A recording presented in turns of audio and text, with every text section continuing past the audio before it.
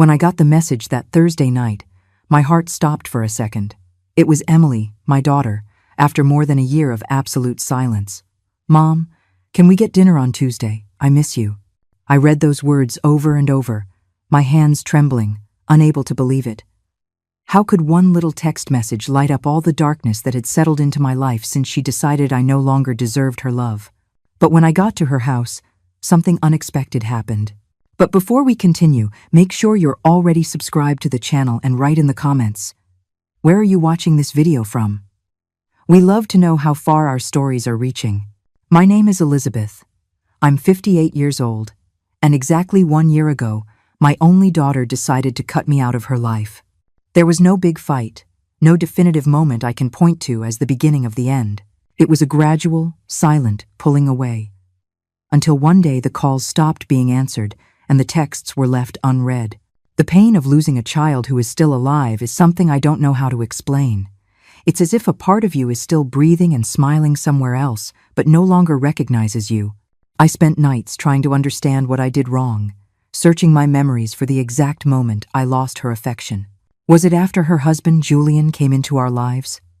Was it when I questioned some financial decisions they were making? Or maybe it was that Sunday brunch in Chicago, when I mentioned I thought she was losing too much weight, looking sick, and Julian answered for her that I should mind my own health. Now, with the message lighting up my phone screen, I felt like someone lost in the desert who suddenly spotted water, desperate, thirsty, not questioning if it might be a mirage. The days until Tuesday dragged on like never before. I changed my clothes 5 times before leaving. I put on the green dress she had given me for the last birthday we were still close. I put on makeup, trying to hide the marks that loneliness had left on my face. I got in the car and drove to the gated community where they lived, the house I helped them buy when I was still welcome. I parked in front of the gate at 7:45 in the evening, 15 minutes before the agreed-upon time. I didn't want to be late and give her any reason to regret the invitation.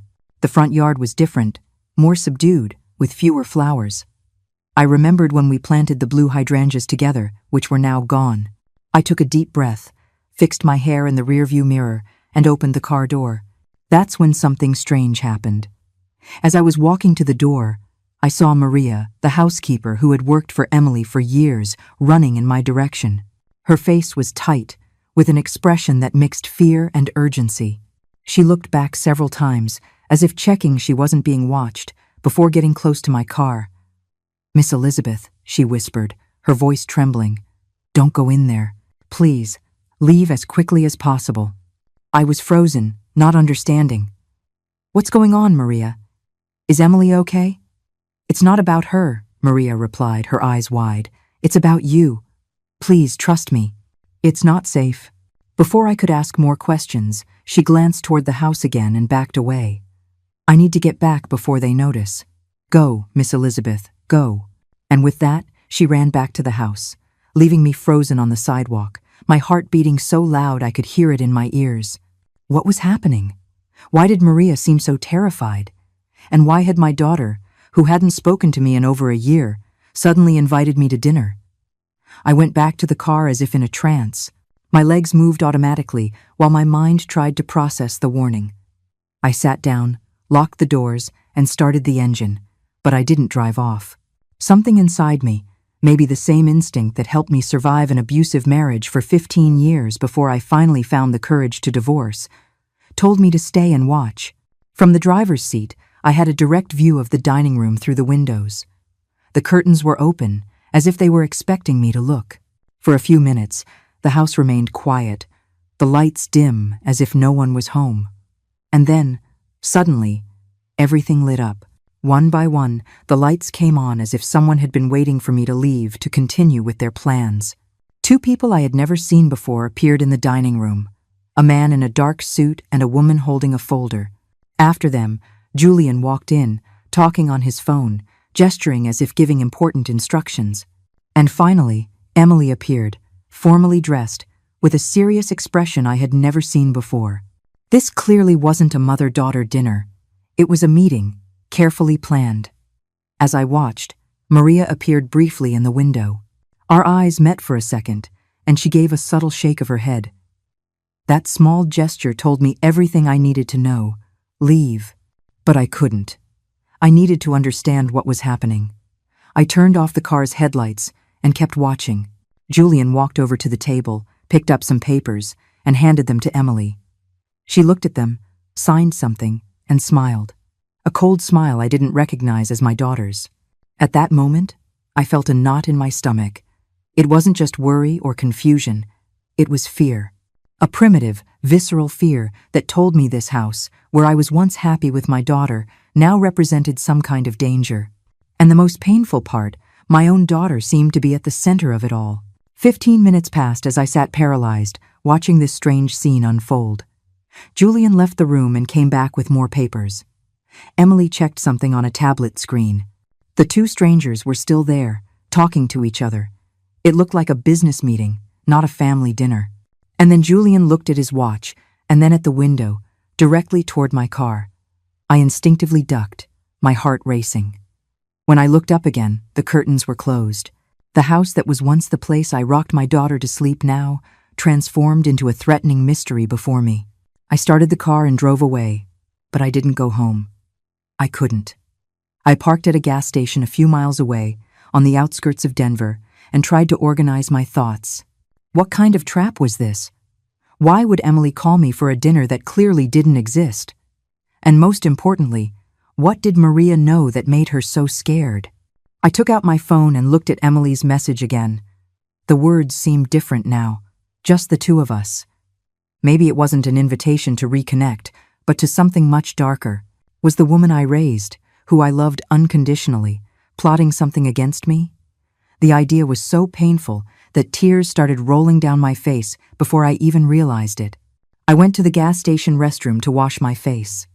In the mirror, I saw a woman I barely recognized.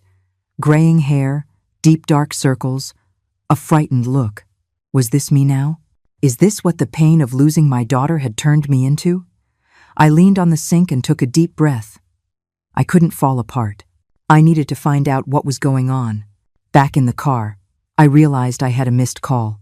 It was from an unknown number.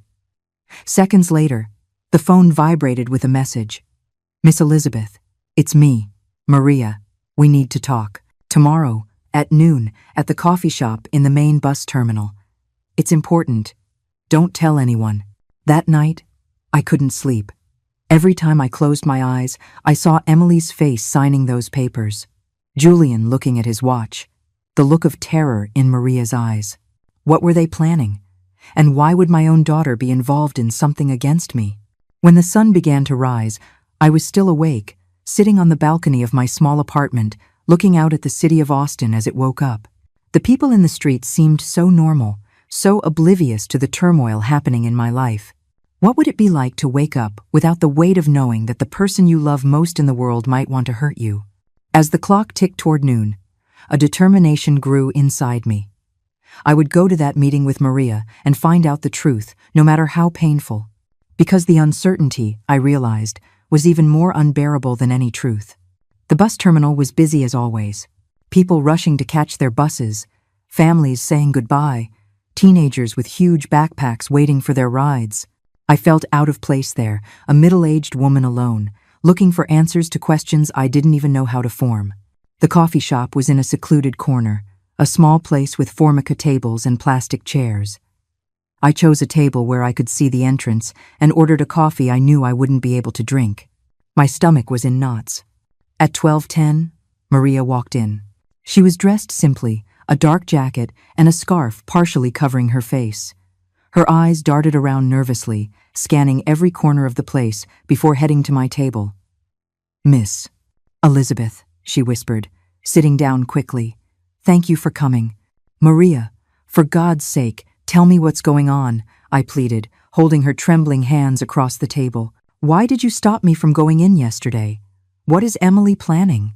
She glanced around, as if afraid of being watched, and lowered her voice even more. "It's not just Emily, Miss Elizabeth. It's Julian. He's controlling everything." A chill ran down my spine. From the beginning, I never fully trusted Julian. There was something about him, a calculating coldness behind the charming smile. But Emily was so in love, She never wanted to hear my concerns. Controls how? I asked. Maria took a deep breath. For months, I've seen strange things happening in that house. Mr. Julian, he isolates Emily. First it was her friends, then her family. You were the last one to be pushed away. But it was Emily who stopped talking to me, I argued, confused. No, Miss Elizabeth. It was him who convinced her that you were trying to control her life, that you didn't respect her choices. He twists everything. He makes Emily believe everyone is against her, that only he protects her. Maria paused, her eyes wet.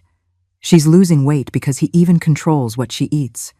He says she needs to stay in shape, that nobody likes fat women.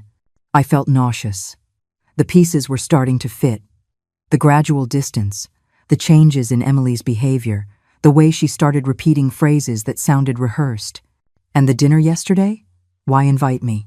Maria lowered her voice even more. I heard a conversation between them. Mr. Julian said they needed your signature on some documents, something about the house you helped buy and some stocks that Emily's dad left her, things you still have some control over. The condo I helped Emily finance when she got married was still partially in my name, and the stocks my ex-husband, Emily's father, left when he passed away. I was the administrator until she turned 35, which would be in just a few months. Were they going to make me sign papers to transfer everything to them? Not just that. Maria hesitated, her eyes fixed on mine. I heard Mr. Julian talking to a man on the phone. He said, "After Tuesday, everything will be ours and no one will question it. The old woman won't be in the way anymore." My blood ran cold. The old woman. Is that how Julian referred to me when he thought no one was listening? The idea that my son-in-law and my own daughter were conspiring to take my assets was devastating. But there was something else in Maria's words. Something she wasn't saying. There's more, isn't there, Maria? She nodded slowly, a tear rolling down her face. Miss Elizabeth, I think they wanted to hurt you. I heard Julian talking about an accident, that it would be easy to make it look like you slipped on the stairs after drinking wine at dinner. The coffee shop started to spin around me. My own daughter, contemplating my death? No, it couldn't be. That was too insane. Emily would never agree to that, I said, more to myself than to Maria. Emily isn't the same anymore, Miss Elizabeth. He manipulates her. She does everything he says. It's like she's hypnotized. I sat in silence, trying to process it all. Part of me wanted to deny it, to say it was impossible. But another part knew Maria had no reason to make up something so horrible. Why are you telling me this, Maria? Why risk yourself like this? Her eyes met mine, filled with determination. Because Emily was a good girl before him. I watched her grow up, remember? I worked for you all since she was 12, her voice broke. And because my sister died at the hands of a man like Mr. Julian. A man who controlled everything, who isolated her from everyone, who made her believe the world was a terrible place and only he could protect her. I felt a lump in my throat. Maria was risking her job, maybe even her safety, to warn me. Do you have proof of anything? Anything that can help us? She nodded and took a small recorder from her purse. I recorded some conversations and took pictures of documents I found in his office. They're preparing everything for after Tuesday. Wills, transfers, everything. I took the recorder with shaky hands. Maria, do you realize this is criminal? We need to go to the police. No, she exclaimed, scared. Not yet. Mr. Julian has friends on the force. He's always bragging about how easy it is to make things disappear when you know the right people. Then what do we do? Maria leaned forward. First, you need to protect yourself. You can't go back to your apartment. They know where you live. They know your routine. We need you to stay somewhere safe while we figure out more. And Emily? We can't just leave her with him. I'll keep an eye on her, Miss Elizabeth. If he tries anything. She didn't finish the sentence, but I saw the worry in her eyes. For now, the important thing is to keep you safe. I looked out the coffee shop window, at the people passing by, oblivious to the terror I was living. How could I just disappear? Abandon my life, my home, my job at the small bookstore I managed in Boulder? And how could I leave Emily behind, even if she was involved in something so terrible against me. I have a cousin who lives out in the country, Maria said. Near Santa Fe. We can say you went to visit her. No one will look for you there. The idea of running, of hiding, was almost as terrifying as the revelations I had just heard. What if I try to talk to Emily? Alone, without Julian? Maybe she… Miss Elizabeth, Maria interrupted, her voice firm. You don't understand. She won't choose you. Not right now. He has complete control over her. Her words hit me like a punch. The truth I didn't want to face. I had already lost my daughter. Not when she stopped talking to me a year ago, but long before, when that man entered our lives and began to weave his web of manipulation. I'll go to your cousin's house, I finally decided.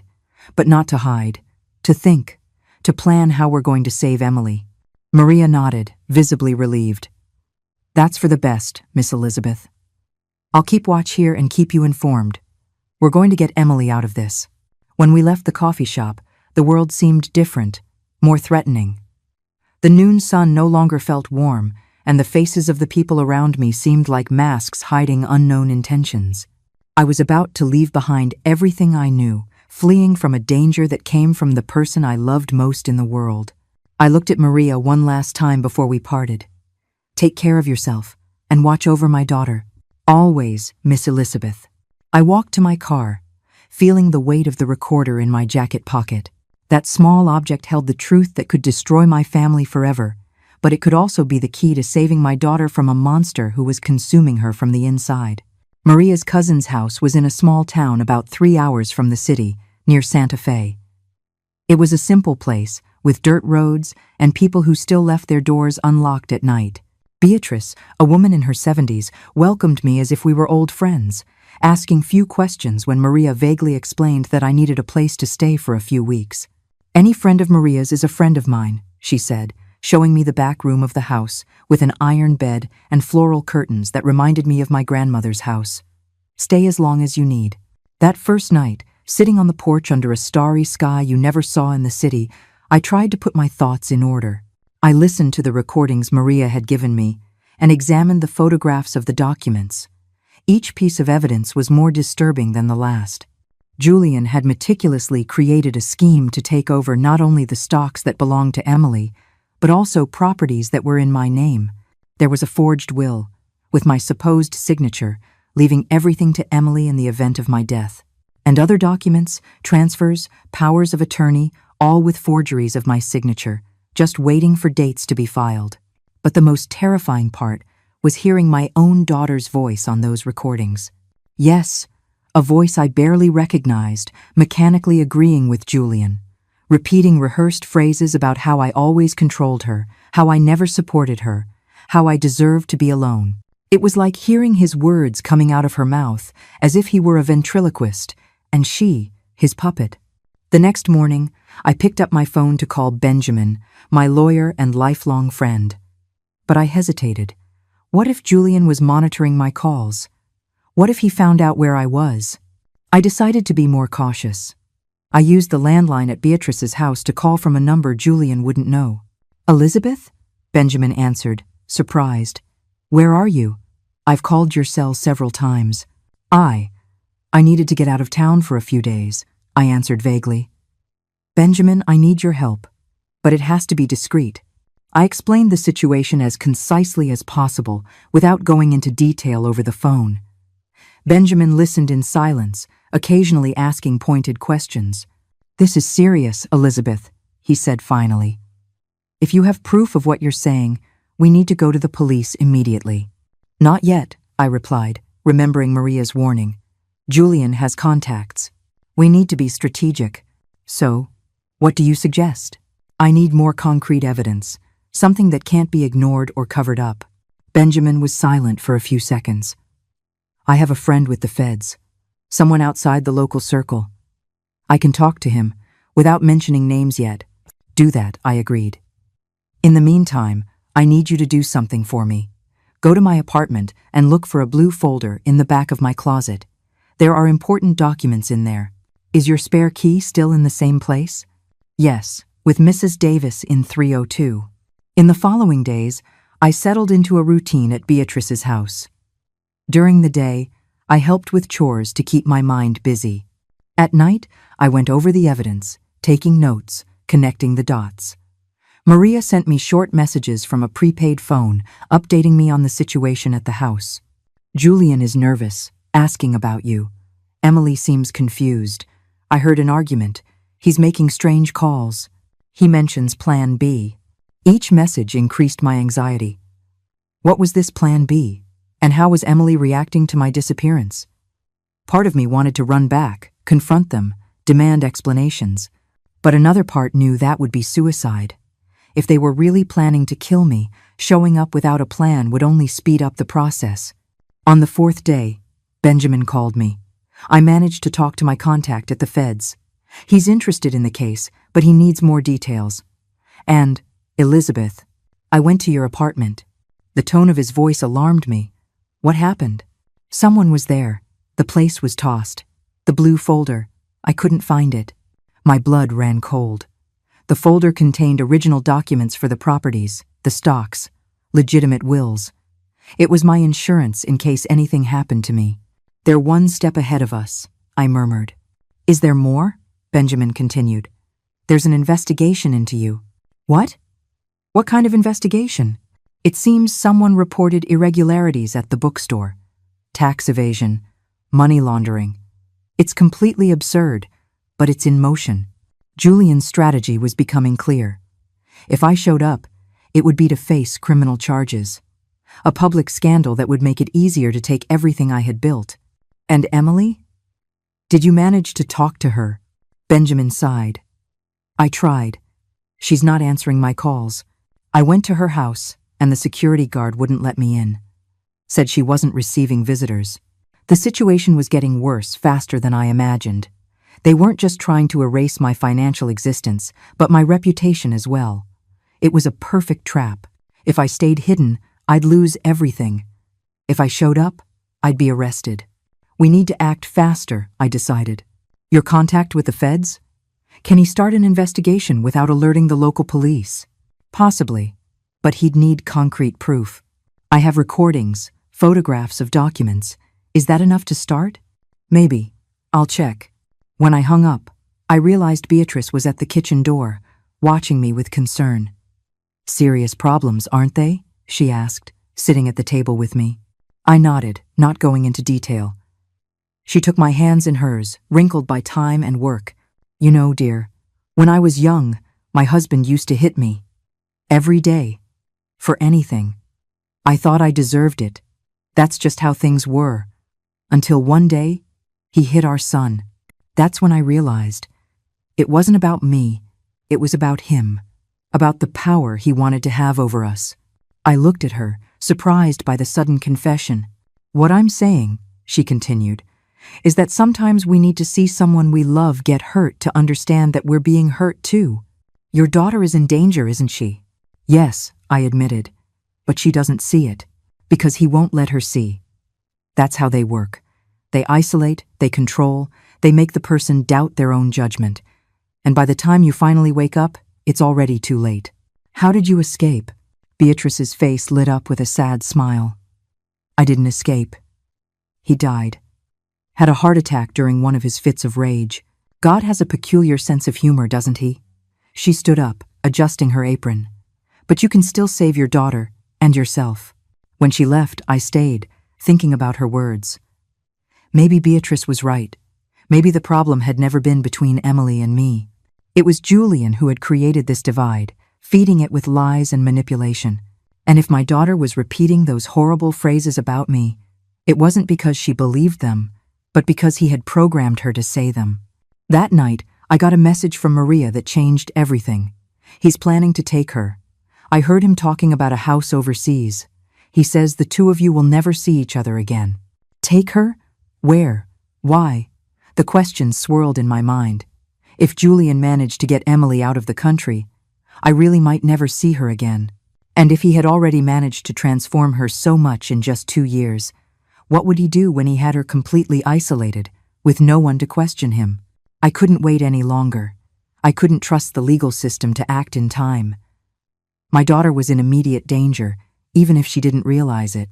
I needed to get her out of Julian's grasp before it was too late. I grabbed my phone and called Benjamin. "Change of plans," I said as soon as he answered. "We're not waiting for the formal investigation. We need to act now.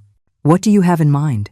"An extraction," I replied, surprised by the firmness in my own voice. "We're going to get my daughter out of that house, and you're going to help me." The next 2 days were spent developing a plan that, under normal circumstances, I would consider insane.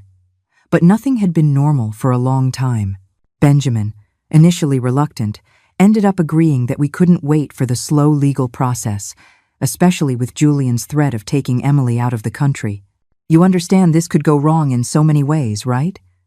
He warned me during one of our calls on the prepaid phone Beatrice had lent me. "I understand," I replied. "But standing by while my daughter disappears forever would be much worse." Benjamin had contacts. One of them was Marcus, an ex-cop who now worked as a private investigator in Detroit. Another was Sarah, a psychologist specializing in victims of abusive relationships. They both agreed to help, more out of friendship for Benjamin than belief in my story. But that didn't matter. What I needed were competent people, not conviction. The plan was relatively simple. We needed to create a situation where Emily was alone, without Julian, for long enough for us to talk to her. Maria would be crucial for this. She would let us know when Julian left the house, preferably for several hours, and then we would act. "And what if she doesn't want to go with you?" Marcus asked, during our meeting at a small diner on the highway halfway between Austin and the town where I was hiding. "She doesn't need to want to," Sarah explained. "In cases of severe psychological manipulation, the victim rarely recognizes their situation. Our mission is to create an interruption in the control, to allow her to think for herself, even if just for a few hours." "And if he comes back while we're there?" I questioned, feeling a chill down my spine just thinking about it. "I'll be prepared," Marcus replied, not elaborating, but his tone made me believe he knew how to handle men like Julian. The opportunity came 3 days later. Maria sent me a message at 9 o'clock in the morning. "He's going to Miami today. Business meeting. Flight at 11 o'clock. He's not back until tonight. She'll be home alone." My heart pounded. It was now or never. I met Benjamin, Marcus, and Sarah at the agreed-upon spot, a gas station 10 minutes from Emily's house. Benjamin looked nervous, constantly checking his watch. Marcus was calm, almost indifferent, as if we were just there for a casual coffee. Sarah reviewed her notes, likely preparing her psychological approach. "Remember," she said, "Emily will probably resist. She might yell, cry, accuse us of being against her. That's normal. The important thing is to stay calm and project safety." At 3 o'clock sharp, we got confirmation from Maria.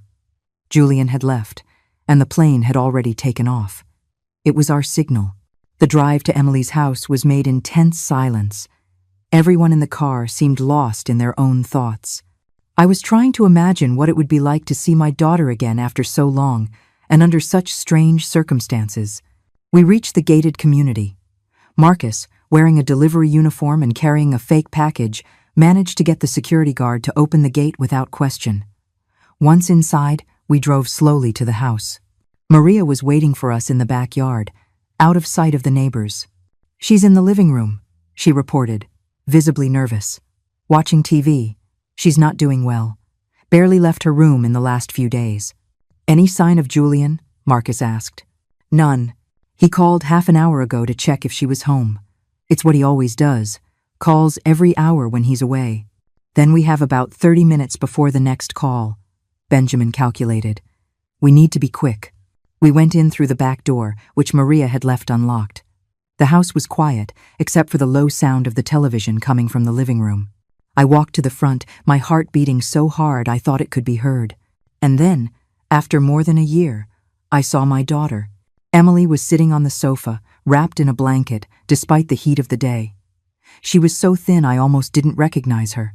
Her hair, once long and vibrant, was lifeless, pulled back in a messy bun. Deep dark circles marked her pale face. My beautiful daughter, always so full of life, looked like a ghost of herself. She didn't notice our presence at first. Absorbed in some TV show she didn't even seem to be really watching. When she finally saw me, her eyes flew open in shock. Mom? She whispered, as if she couldn't believe what she was seeing. Hi, honey, I replied, trying to keep my voice steady despite the tears threatening to fall. She jumped up abruptly, the blanket falling away. She was wearing baggy pajamas that accentuated her alarming thinness even more. What are you doing here? How did you get in? I immediately sensed the fear in her voice. It wasn't just surprise. It was panic. We need to talk, Emily, I said, taking a step toward her. I'm worried about you. She backed away, looking nervously at the strangers with me. You can't be here. Julian will be back soon. You have to leave. Your husband is in Miami, Marcus informed her calmly. He won't be back until tonight. The panic in Emily's eyes intensified. How do you know that? Are you spying on me? I'm calling the police. She frantically looked for her phone, but Maria had already removed it from the room, just as we planned. Sarah stepped forward, her voice soft and controlled. Emily, my name is Sarah. I'm a psychologist, and I'm here to help. We're not here to hurt you. We just want to talk. I don't need help, Emily replied automatically, as if repeating something she'd heard many times. I'm perfectly fine. You're the ones with the problem, always interfering in my life. The words hit me like daggers. But Sarah had prepared me for this. They were Julian's words, not Emily's. Honey, I tried again. You invited me to dinner, remember? Last Tuesday, you sent me a message. Emily looked confused for a moment. I didn't send anything. Yes, you did, I insisted, showing her the message on my phone. She stared at the screen, the confusion even more evident. That's my number, but I didn't write that. It was Julian, wasn't it? I asked gently. He took your phone and sent that message pretending to be you. Emily opened her mouth to deny it, but then closed it again, as if something was clicking in her mind. He said it would be good for us to reconcile, that he sensed I was sad about not talking to you anymore. But later he said you canceled, that you didn't want to see me. I was there, Emily, at the agreed-upon time. But Maria stopped me from coming in because she heard Julian planning something against me. Emily looked at Maria, who nodded silently. It's true, child. I heard him talking about making it look like an accident, about how you would inherit everything after your mom fell down the stairs. No, Emily murmured, shaking her head. He wouldn't do that. He loves me. He protects me. Protect you from what, Emily? Sarah asked, her voice still calm. From the world? From the people who love you? Look at yourself. Are you happy? Are you healthy? Or are you scared all the time? Emily started to cry, her shoulders shaking under the weight of the questions. I wanted to run to her, hug her, tell her everything would be okay. But Sarah had been clear. We needed to maintain emotional distance in this first moment. Emily needed to process. He says you don't understand me, she sobbed, that you want to control me, that only he knows what's best for me. And do you believe that? I asked softly. I don't know what to believe anymore, she admitted, suddenly looking exhausted. I'm so tired. It was in that moment I realized how much damage my daughter had sustained. Not just physically, but emotionally, psychologically. Julian had systematically destroyed her confidence, her sense of reality, her connection to the world. And I had let it happen, staying away when I should have fought harder. Emily, Sarah said, you don't have to decide anything right now. We're just asking you to come with us for a few hours, to talk in a neutral place, without Julian's influence. He'll be furious if I leave, she murmured, the fear obvious in her voice. Does he control where you go? Marcus asked, his tone professional, but his eyes revealing indignation. Emily hesitated, as if realizing for the first time how absurd the situation was. He says it's for my safety, that there are people who want to hurt us. People like your mother? Benjamin questioned, speaking for the first time. Emily looked at me, and I saw something in her eyes I hadn't seen in a long time. Doubt. Not about me, but about the lies she had believed, he said. He said you wanted to keep me away from him because you were jealous, because I had a perfect marriage and you failed at yours. I took a deep breath, feeling the sting of those words, but understanding they weren't really hers. Emily, your father and I separated because he cheated on me. You know that. And I have never, ever wanted anything but your happiness. If Julian truly made you happy, I would be the first to support you. But he doesn't make you happy, does he? Sarah continued, seizing the moment of vulnerability. You're more isolated, thinner, and more scared every day. Emily's tears were flowing freely now. He says I'm fat, that no one will want me if I don't take care of myself, that I should be grateful he accepts me like this. My heart broke hearing that. My beautiful daughter, always so self-assured, reduced to doubting even her appearance. Emily, Maria said, approaching cautiously, Mr. Julian is not who you think he is. He's manipulating you, just like he manipulated your mother's documents. What documents? Emily asked, confused. Benjamin took some copies of the forgeries Maria had photographed from his briefcase. These, your signature and your mother's, forged. Part of a plan to take control of the properties, the stocks, everything. Emily examined the papers, her confusion giving way to shock. This is my signature, but I never signed these documents. And this is my signature, I added, on documents I've never seen. Suddenly, the landline in the house rang, making us all jump. The clock on the wall read 1:30 in the afternoon, the time for Julian's check-in call. It's him, Emily whispered, the panic returning. If I don't answer it, Sarah instructed. Act normally. Say everything is fine. Emily hesitated, looking at all of us, clearly torn. Finally, with trembling hands, she picked up the phone. Hi, love, she said, trying to sound casual, but her voice was tight. Yes, I'm home. No, nothing different. Yes, I'm following the meal plan. No visitors. She paused, looking at us with growing alarm. No, I'm not hiding anything. Yes, I'm alone. Only Maria is here. Another, longer pause. Julian, I'm not lying. Please don't talk like that. No, I'm not crying. The desperation in her voice was palpable. Julian clearly sensed something was wrong, even over the phone. We need to go now, Marcus muttered, sensing the situation. Emily, I whispered. Come with us, please. She looked at me, the phone still at her ear, silent tears rolling down her face. Then, in a moment of clarity that gave me hope, she spoke into the phone. Julian, I have to go.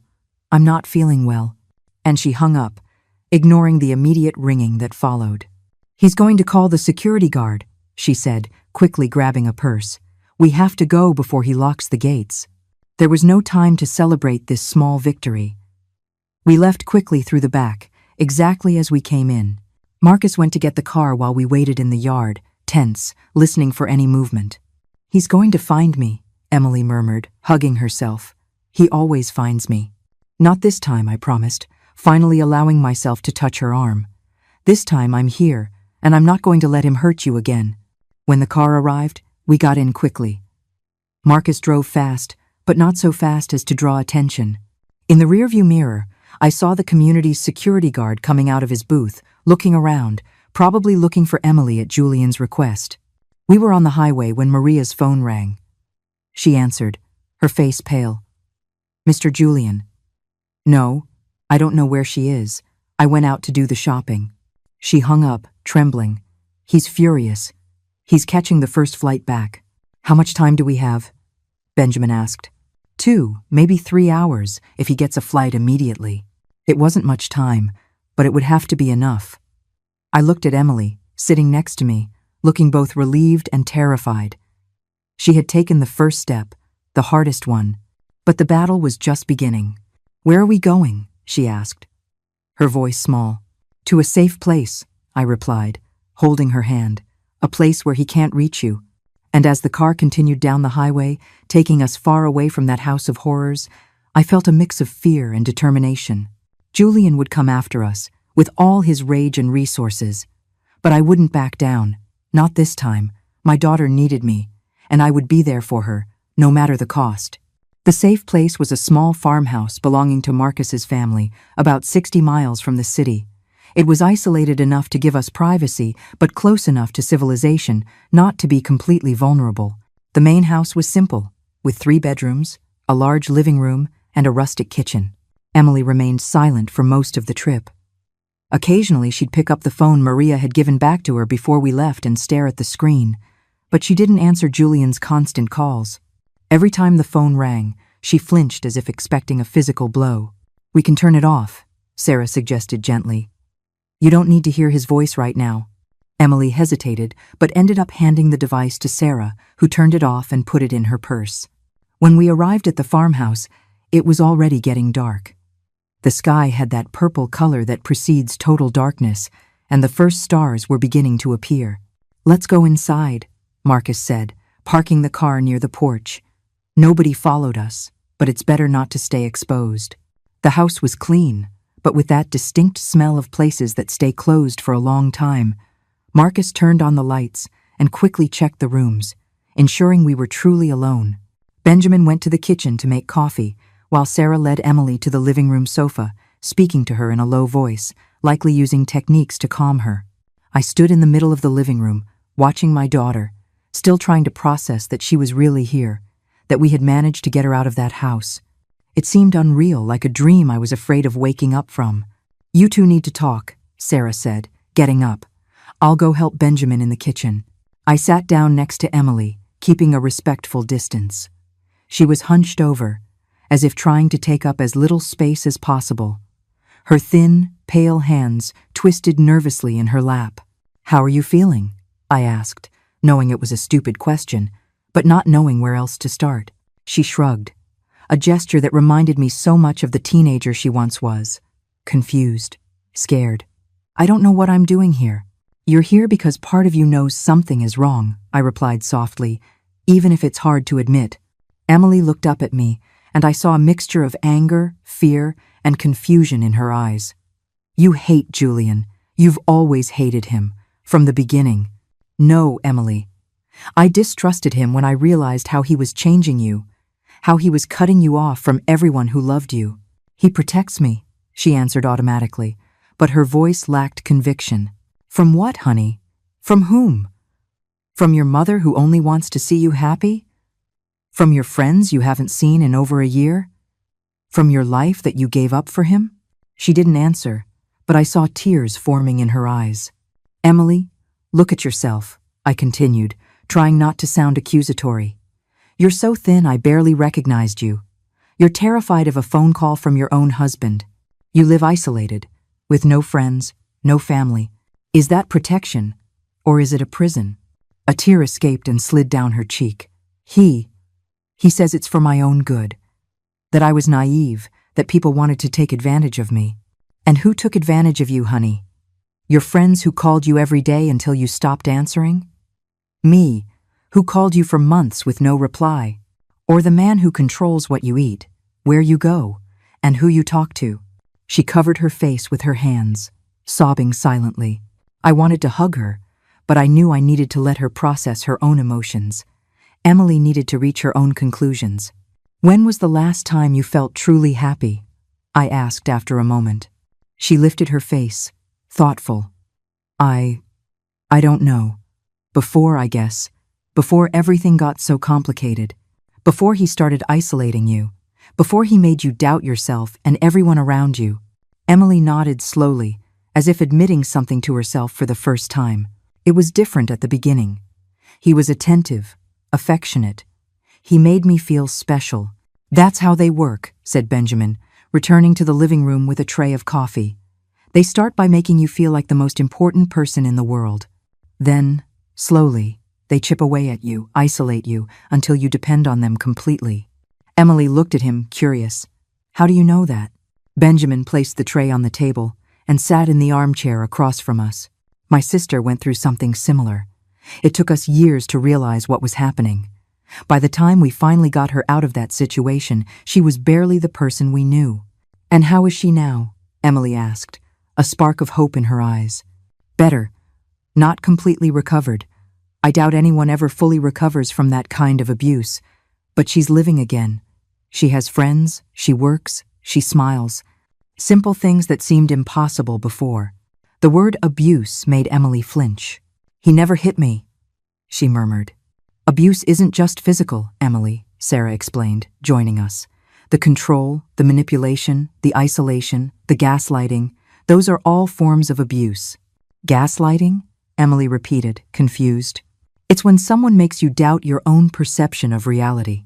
When they say things that happened didn't happen, or that you're imagining things. When they turn your legitimate concerns into paranoia. Emily fell silent, and I could see the gears turning in her mind, connecting dots, replaying memories in a new light. He does that, she finally admitted, her voice almost inaudible. When I say I'm worried about something, he says I'm overreacting. When I remember something he said or did, he swears it never happened, that I'm confusing things. And when someone like your mother tries to warn you, Sarah continued, he convinces you that person has an ulterior motive, that they're trying to separate you out of jealousy or malice. Emily looked at me, comprehension slowly dawning in her eyes. He said you were controlling, that you wanted me to fail so I'd keep depending on you. I just wanted you to be happy, honey, I replied, feeling my own voice break, and I could see you disappearing before my very eyes.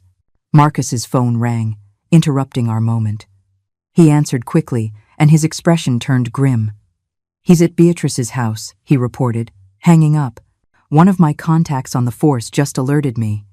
Julian managed to trace a call you made from there, Elizabeth. He's furious, threatening everyone. My blood ran cold. Is Beatrice okay? Yes, she wasn't home. But he's questioning the neighbors, showing photos of you and Emily. It's only a matter of time until someone mentions seeing you leave together. Emily turned even paler, if that was possible. He's going to find us, she whispered, panic evident in her voice. No, he's not, Marcus guaranteed. Nobody knows about this farmhouse except people of complete trust, and we're prepared if he tries anything. Prepared how? I asked, alarmed. Marcus opened his jacket, revealing a pistol at his waist. I'm an ex-cop, remember? I have a legal permit, and I won't hesitate to use it if he threatens anyone here. The sight of the gun made me uneasy, but also strangely relieved. Julian wasn't the kind of man who would back down from words or empty threats. He was dangerous, and maybe we needed real protection. What do we do now? Benjamin asked. He's clearly willing to do anything to find them. We need the evidence we have and go to the FBI, I decided. First thing tomorrow morning. The longer we wait, the more dangerous this gets. Agreed, Marcus said. I have a friend who can escort us to the field office, make sure we're heard by the right people. I looked at Emily, who was trembling slightly. Are you willing to testify against him? To tell them what he did to you? To our family? She hesitated, the fear still evident in her eyes. But then, slowly, she nodded. Yes, I'm tired of living like this. Tired of being afraid all the time. Those simple words filled me with hope. My daughter was coming back, slowly, finding her voice, her strength. Then it's settled, Benjamin declared. First thing tomorrow, we go to the field office. Tonight, we rest. Marcus organized a watch schedule. He and Benjamin would take turns ensuring no one approached the house during the night. Sarah prepared a mild sedative for Emily, who was obviously exhausted, both physically and emotionally. I walked her to one of the bedrooms, where she lay down without even changing her clothes.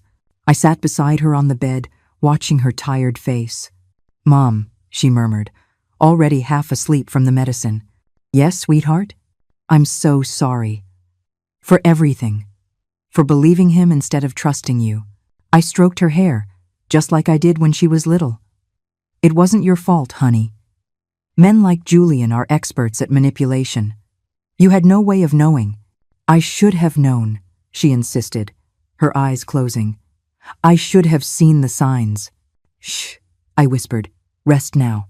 We'll have time to talk about all of this tomorrow. She took my hand, squeezing it weakly. Don't leave me, Mom, please. Never again, I promised, feeling tears in my eyes. I will never leave you alone again. I stayed by her side until she was fast asleep, her breathing becoming deep and regular. Watching her like that, vulnerable and exhausted, I silently renewed my promise. No one would ever hurt my daughter again. No one would make her feel small or insignificant again. Not Julian. Not any other man.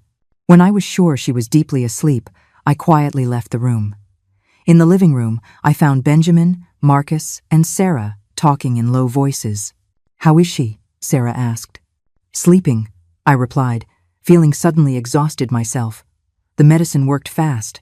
She needs that rest, Sarah said. Her body and mind have been in a constant state of high alert for a long time. It's exhausting to live under that kind of stress. I sat with them, accepting a cup of coffee Benjamin offered me. "What do you think will happen tomorrow?" I asked. "If all goes well, Julian will be brought in for questioning," Marcus explained. "With the evidence we have, the recordings, the forged documents, Emily's and Maria's testimony, there's a good chance we can get an immediate restraining order. And if it doesn't work?" I questioned, the fear creeping back in.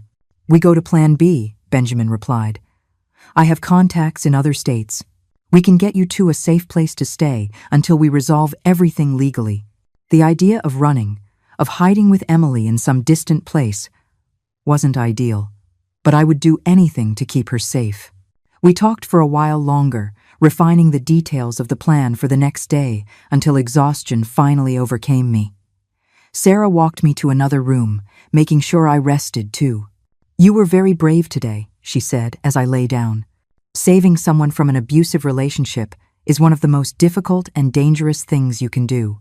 "She's my daughter," I replied simply. "I would do anything for her." Sarah smiled gently. "Get some rest. Tomorrow is a big day."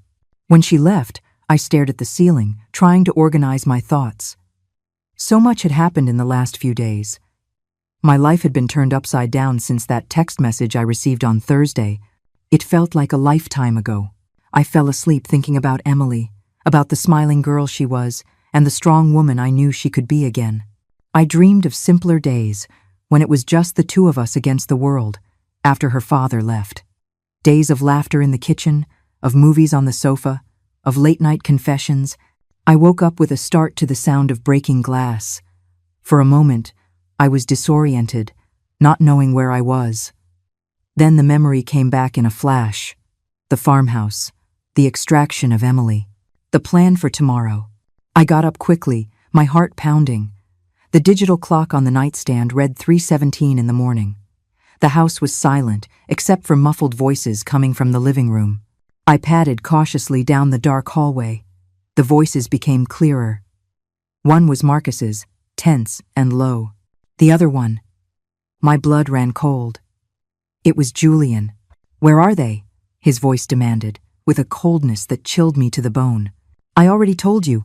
I don't know what you're talking about," Marcus replied, his voice controlled but firm. "Don't take me for an idiot," Julian growled. "I know Elizabeth took my wife. I know you're helping them, and I know they're here." I stopped at the corner of the hallway, hidden in the shadows. From my position, I could partially see the living room. Marcus was standing, blocking Julian's path. His hand was near his waist, where I knew he kept his pistol. Julian had his back to me, but his posture was aggressive, intimidating. "You're trespassing on private property," Marcus said, still calm. "I suggest you leave before I call the police." Julian laughed, a cold, cruel sound. "The police? You really think they're going to believe you? I have friends at the station. They know my wife is having psychological problems, that her mother is exploiting it to turn her against me." My heart pounded. Julian had already laid the groundwork, building a narrative that made us look like the villains. Typical of an abuser, always one step ahead, always controlling the narrative. "I'm not alone, you know," Julian continued, taking a step toward Marcus. "I've got people outside. If you don't bring me Emily right now, things are going to get very ugly." I saw Marcus's hand move toward his gun. "I'm asking you one more time. Get out of this house. Now." Time seemed to freeze. I knew I was about to witness something horrible. If Julian advanced, Marcus would draw his gun. If Marcus drew his gun, Julian would react. Someone could get hurt, or worse. It was then I heard a door open behind me.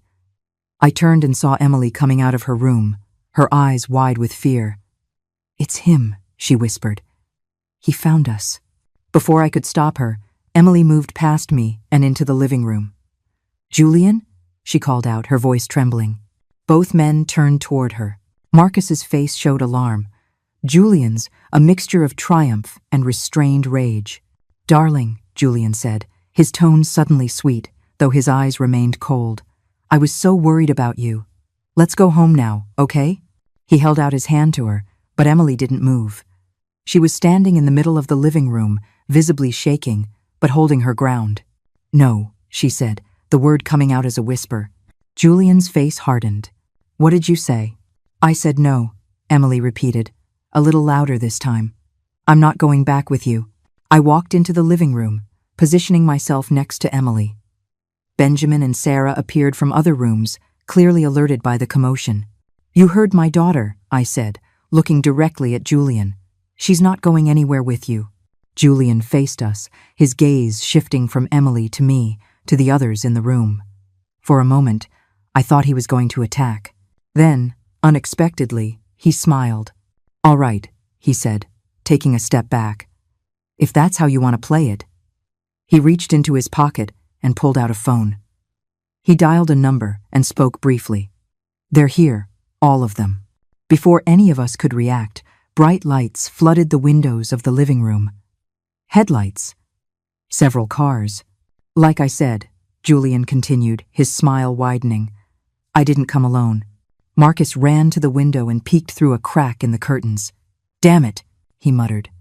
"There are at least 3 cars out there, and that's a cop car." My heart sank. How had Julian found us? How had he gotten the police on his side so quickly? "See?" Julian said, turning to Emily. "Everyone knows your mother is manipulating you, that she kidnapped you to keep you away from me. They're here to take you home, where you belong." Emily looked at him, fear clear in her eyes, but something else too. Determination.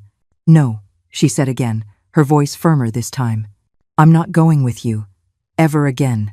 Julian's smile wavered, giving way to a look of naked fury. "You don't have a choice, Sissio. You're my wife. You do what I say. You always have. You always will." At that moment, there was a loud bang on the door. "Police, open up!" Benjamin shot me a desperate look. "What do we do?" "We have the proof," Sarah reminded him. "The recordings, the documents. We're not doing anything wrong here. But will they listen to us?" I questioned, panic starting to rise. If Julian already convinced them we're the villains. Marcus made a quick decision. "We open the door. If we try to resist, it'll make everything worse." He went to the door and opened it. 2 uniformed police officers entered, followed by a man in a suit we assumed was a detective. "What's going on here?" the detective asked, looking around the room. Julian immediately took on the role of the worried husband.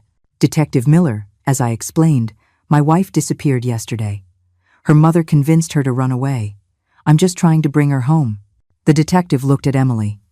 "Ma'am, is this true? Are you here of your own free will?"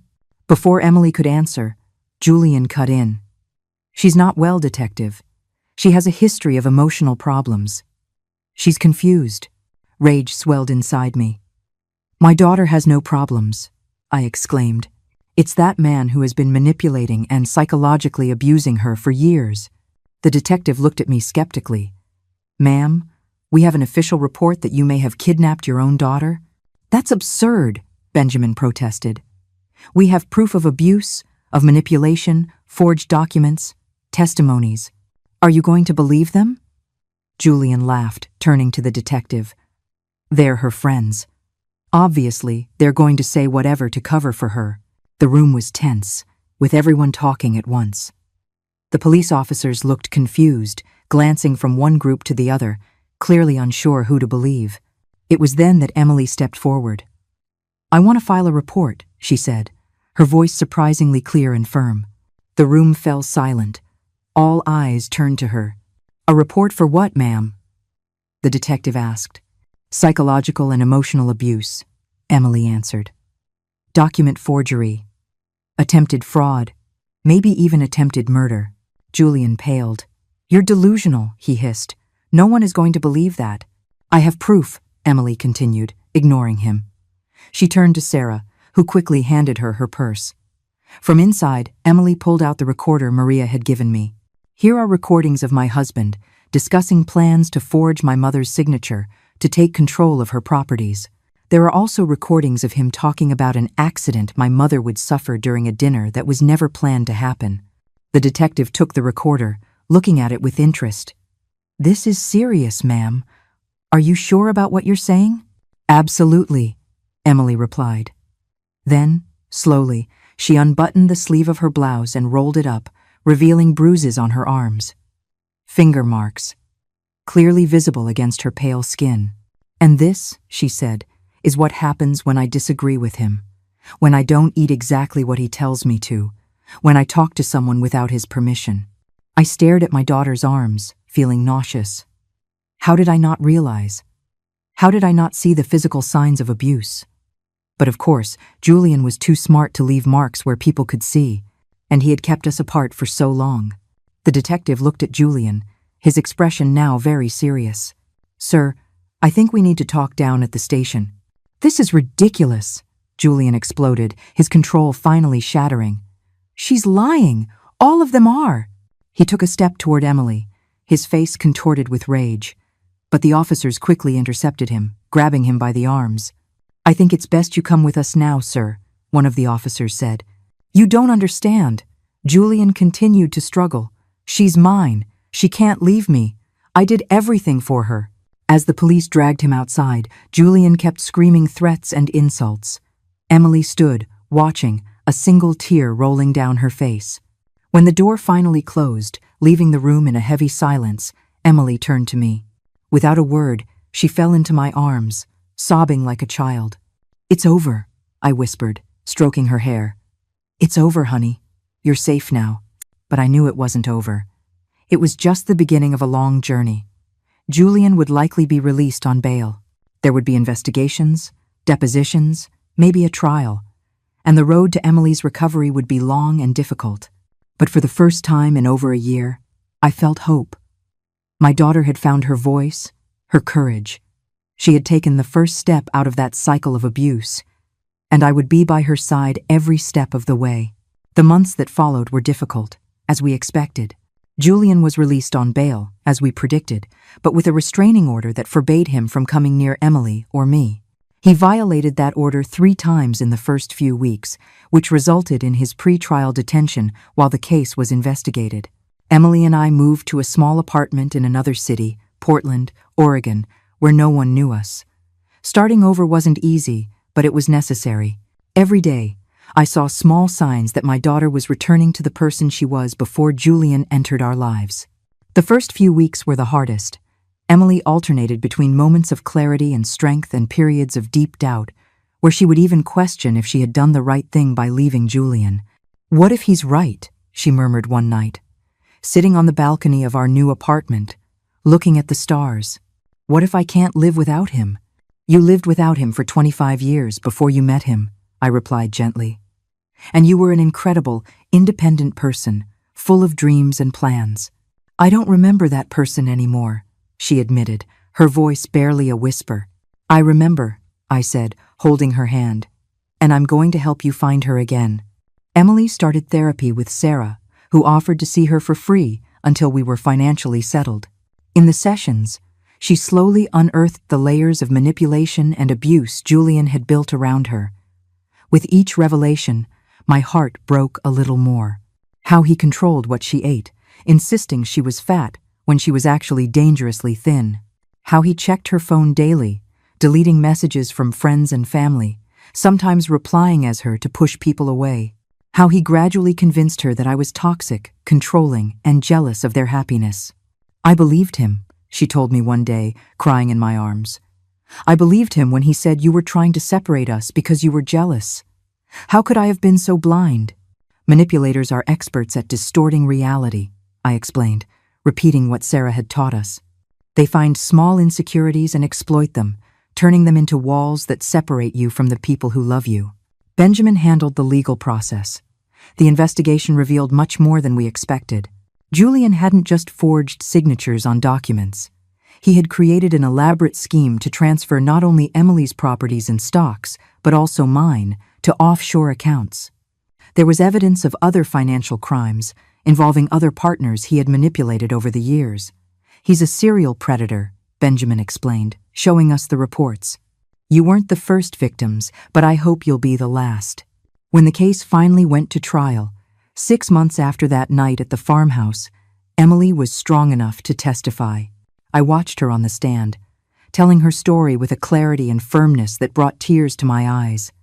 She was no longer the fragile, scared woman we had rescued from that house. Julian was convicted on multiple charges, including fraud, forgery, psychological abuse, and attempted grand larceny. The sentence: 15 years, with no chance of parole for the first 8. When we walked out of the courthouse that day, Emily took a deep breath, looking up at the blue sky above us. "It's strange," she said. "I still love him, in some twisted way. It's like a part of me still wants to believe that everything we lived was real, that he really cared." "What you felt for him was real," I replied. "The problem is that what he felt for you wasn't love, it was possession. And there's a huge difference between the two." She nodded slowly. "I'm going to need time to unlearn everything he taught me, to trust others, and myself, again. You have all the time in the world, honey, and you're not on this journey alone." 5 years have passed since that night at the farmhouse. 5 years of healing, of rebuilding, of rediscovery. Emily finished her master's degree and now works at a support center for victims of domestic violence in New Orleans. I'm still running the bookstore, which has become not just a business, but a space for community and awareness. Julian is serving his sentence, with no right to contact us. We occasionally get updates on him through Benjamin, who keeps an eye on the case. Apparently, he's found a new victim through correspondence, a woman who believes she's communicating with a wrongfully convicted businessman. The authorities have been alerted, and the communication is being monitored. Some scars never fully disappear. There are moments when Emily flinches at a sudden noise, or when her gaze turns distant as something reminds her of those years. There are nights when I still have nightmares about what could have happened if we hadn't acted in time. But there are also moments of pure joy, of freedom, of peace. Like today, on a Sunday afternoon, as we host friends for a barbecue in the backyard of the small townhouse we bought together. Emily is smiling, chatting animatedly with a group, her confidence restored, her inner beauty visible once again for all to see. Maria is here too. She left her job at Julian's house, which was sold to pay indemnities, and now works with us at the bookstore. She and Emily developed a strong friendship, bonded by their shared experience. Benjamin, Marcus, and Sarah became part of our chosen family. We get together regularly, not just to remember the past, but to celebrate the present and plan the future. As I watch this scene, my daughter, happy, surrounded by people who truly care about her, I feel a deep gratitude. Not just for having survived, but for having learned to live again, truly live. Emily sees me watching, and she smiles that smile that lights up her eyes and warms my heart. She excuses herself from her friends and comes over to me, sitting beside me on the garden bench. "What are you thinking about?" she asks, resting her head on my shoulder, just like she did when she was a little girl. "About how strange life is," I respond. "About how sometimes we have to go through hell to find our way back home." She nods, understanding perfectly. "You know what I learned from all this?" she says after a moment of silence. "What, honey?" "That real love doesn't imprison, it doesn't control, it doesn't diminish. Real love liberates, it strengthens, it makes you grow." She squeezes my hand. "Like your love for me." Silent tears roll down my face. 5 years ago, I was desperate, sitting in my car, watching my daughter through a window, trying to understand how we had gotten to that point. Today, she is here, by my side, free from the invisible chains that held her. And I am here, witnessing the miracle of her recovery, knowing that no matter how dark the night, there is always, always a chance to start over when the dawn comes. "Mom?" Emily says, interrupting my thoughts. "Yes? Thank you for never giving up on me." I kiss her forehead gently. "That's what moms do, honey. They never give up." And as the sun begins to set on the horizon, casting golden hues over our small backyard and the people we love, I know that we are finally home. Not in a physical place, but in that safe space we've created for each other, where love is genuine, respect is mutual, and freedom is valued above all else. Some stories don't have happy endings. Ours almost became one of them. But thanks to courage, persistence, and true love, the kind that respects, that strengthens, that liberates, we managed to rewrite our destiny. And that's the message we share with all the Emilys and Elizabeths we meet. It's never too late to rewrite your story. It's never too late to escape the shadows and walk toward the light. It's never too late to come back home. Now, if you liked this story, click subscribe and tell me in the comments which part left your jaw on the floor. Oh, and don't forget to become a member to get access to exclusive videos I don't post here. I'll see you there.